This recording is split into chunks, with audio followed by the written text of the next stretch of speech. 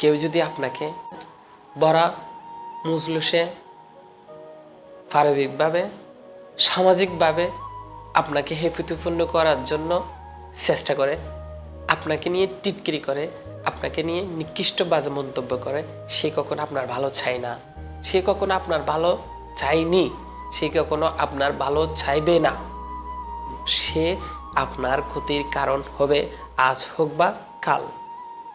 তাই বলবো, যারা আপনার সম্পর্কে বড় মুজলিসে বাজে রিয়েক্ট করে, বাজে মন্তব্য করে, আপনার বিরুদ্ধে সকাল সন্ধ্যায় অন্যের কাছে ফেস লাগায়, নিকৃষ্ট বাজে সমালোচনা করে, তার থেকে সাবধান থাকবেন।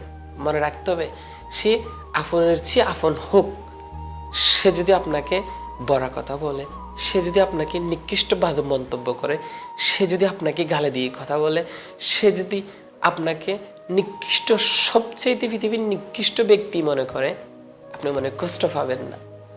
আপনি যদি রাইট থাকেন, মহান সৃষ্টিকর্তা আল্লাহ তাআলা যদি আপনার প্রতি ভালোবাসা রহমত নাজিল করে, কোনো নিকৃষ্ট বাজে ব্যক্তির বাজে মন্তব্য, কোনো নিকৃষ্ট বাজে ব্যক্তির বাজে নিকৃষ্ট আঘাত আপনাকে ক্ষতি করতে পারবে না, যদি আপনি রাইটে থাকেন।